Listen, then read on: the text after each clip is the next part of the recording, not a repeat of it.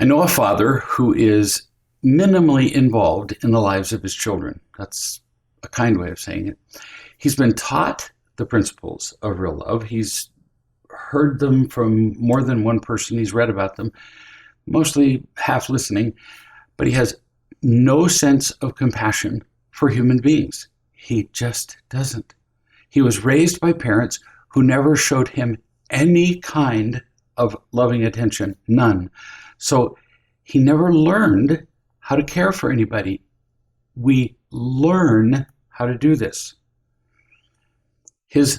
The father's wife, so I've talked about the father of the family, now we're talking about the mother. The mother hadn't been loved either, but somehow she made this commitment that she was absolutely going to learn how to love and teach her children, even though she'd never been taught when she was a child either. She'd never seen an example. Their 12-year-old son, Brett, was given the job to cut down a tree in the yard and to cut it up into limbs that could be then, hauled away by the county or whoever does that. He went to his dad and he said, "The saw isn't working." And his dad said, "Well, I don't know what to do." And that was it. He was done with it. Why would he just quit it? Well, I don't know what to do. The dad to a 12-year-old boy, because dad didn't care to learn how to help his son become a responsible and confident child. Now remember, in his defense, he doesn't know how to care. But I'm just illustrating, this is much more common than we know. That parents can, or at least have the opportunities to love and teach their kids. They just don't care to learn. They don't know. Not knowing is not a problem. Not caring to know is a huge problem. So what do you think Brett did? The son just gave up. Dad doesn't care, so why should I care? But mom noticed that the tree was still there and the assignment was still in place. So she asked Brett why the tree job wasn't done. And he said, "Well, the saw doesn't work." There's always a great reason. And mom said, "Really? Does the engine work? When you start the saw, does it make engine noises?" And the boy said, "Yes." "Well, show me." So he fired up the engine and the chain moved as it's supposed to on a chainsaw, but it didn't cut the tree, the wood of the tree, at all. In fact, the faster the chain moved, the more smoke came from the wood. There was more danger he was going to set the wood on fire than that he was going to cut it. Mom said, "You used the internet to learn all kinds of things. What could you look up that might give you an idea what's happening here?" This is a great illustration of, instead of just panicking or yelling at a kid or giving up, saying, "Well, how do you learn anything else in life?" So she said, "What could you look up?" And he said, "Chainsaw not working?" And mom said, "Sure, why not? Try that." She didn't know either. So he tried several searches and he found a list that was titled "Most Common Reasons," and you come to expect this on Google, it's become so helpful. Most common reasons that a chainsaw isn't cutting. Not just not running, not cutting. And he showed her the list and he pointed out that one reason that stood out was that the chain of the saw, a chainsaw is just a motor that turns a chain of links. And each link is actually a little knife. And it cuts because it moves those knives very quickly. It's a bunch of knives depending on the size of the saw. And it said that maybe the chain of the saw might be dull. And it turns out that the chain is like a knife. It has to be sharpened from time to time. And as far as the boy knew, in all the time that they'd had it, and all the time that his father had used it, nobody had ever sharpened the chain. Well, I can tell you from personal experience, that doesn't work very well. So Brett got on his bike and rode a fair distance to the hardware store, and he asked for a round file. Unless you have a chainsaw, the odds that you would ever use a round file are very tiny, just like the internet article described. So he was pretty proud of himself. Walks into the hardware store and says, I need a round file for my chainsaw. The clerk immediately burst his bubble and said, "What size?" Brett didn't know. So he gave up again because he'd learned this habit from watching his father. A couple of days later, Mom saw that the tree still wasn't cut up. So she asked Brett whether he had sharpened the saw blades. And he said, "No, I didn't know the size for the file," thinking that because he'd been shown this by example, that once you've tried one thing, and it doesn't work, then you just give up, which is what most human beings do, not just kids. You ask them a question, well, have you tried to do this? Well, I tried one thing and then I just gave up. Mom suggested that Brett Google the brand of the saw. Looking things up on the internet has become very sophisticated.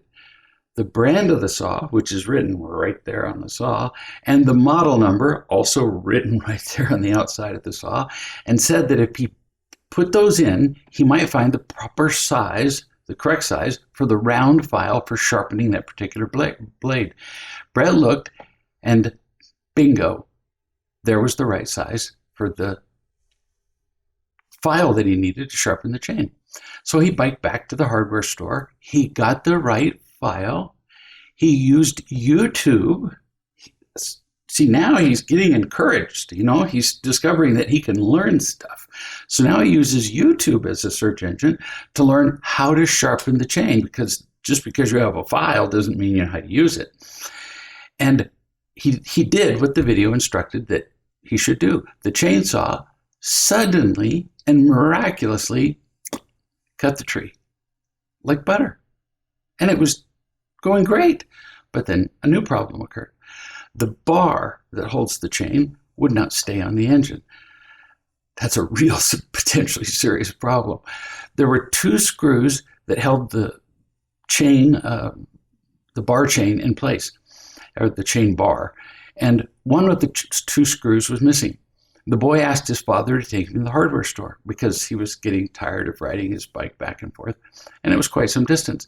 And after 5 minutes of looking for the screw, the father helping the boy, which has to be exactly the right length, diameter, number of threads per inch, hardness of steel. You don't just walk into a hardware store and say, "I need a screw." After 5 minutes, Dad, almost predictably, just gave up and took Brett home and figured, well, that's it. Maybe the tree will just fall over on its own. No. So Brett again had a saw that didn't work.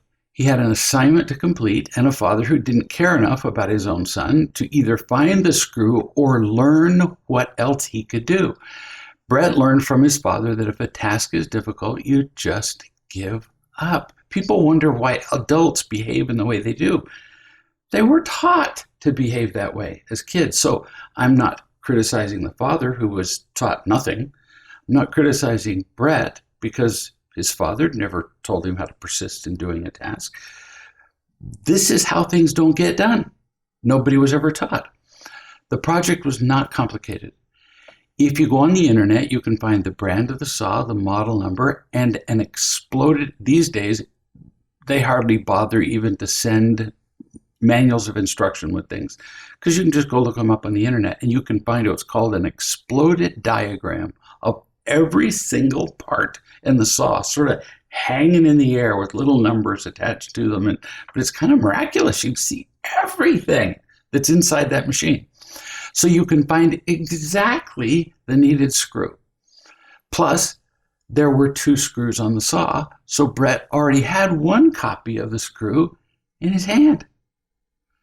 The store was 5 minutes away from home by car, and Mom told Brett to take the screw in a plastic bag in his pants pocket, which I thought was brilliant, because the first thing that happens when you put a screw in your pocket is it goes through the hole you didn't know you had in your pocket. So it wouldn't get lost, and so that he could show the hardware guy what he needed, along with the specifications he found on the internet. Feeling the flow of learning how to teach a child responsibility, you don't just go and say, go do something. You help them step by step learn how to learn how to do something. So they get to the hardware store, and Mom just followed Brett around. And at one point, he didn't know what to do, so he just plopped on the floor, like a 4-year-old would do, just giving up. And he looked at Mom and he said with some attitude, "So, are you just going to stand there?" Mom didn't react to the attitude. Brilliant. And instead she said, "Yeah, I suppose I am. I got you here. I had you look up the screw in the manual that you found on the internet. I told you to bring the other screw to make sure you got the right one. It seems like I've done quite a bit already. The rest would be up to you." I love what Mom did here. Instead of rescuing the child, bless her, she didn't drop the ball when he tried to blame the saw for not doing the tree job. She didn't rescue him at the store. She helped him as much as he absolutely had to be helped, leaving him to do what he could do. He had to go over the finish line under his own power. He kept looking. He found some screws similar to the one that he wanted. He looked through dozens of them, and after quite an effort, bingo, there was a screw that was exactly the specifications that he'd found on the internet and matched the other one. So when he got home, he put the screw where it belonged, along with the other one that he'd taken out. The saw was sharpened, the screws are in place, the chainsaw worked, and the tree was cut up. Miracle. We must learn how to love our kids. Without that, they're doomed from the beginning. But we also have to teach them how to feel loved and how to be loving and how to be responsible. If we're just learning how to do all this now after years of not knowing how to love and teach them, that means that our kids will be lost to some degree, as Brett was. They will resist this new way that you're trying that requires more of them. Witness Brett, who just gave up and went, "Well, doesn't work. Oop, can't find a screw." Plops on the floor in the middle of the hardware store going, "Well, didn't drop out of the sky," because they're used to you rescuing them or just letting things go that need to be done, like his father would do. We have to be unbelievably persistent in this loving and teaching business, like his mother was. She loved him. She wasn't impatient. She devoted her time and energy to help him not just get the job done. That's not the point. That's almost never the point. She loved him enough to teach him how to learn what he needed to know. She taught him. She persistently nudged him forward. And as a result, he learned something about responsibility and confidence that otherwise would never have happened and very likely would have limited him for the rest of his life. Finding a screw, one little screw, it's this big, might seem like a little thing, but it becomes part of establishing a pattern that allows for a lifetime of happiness.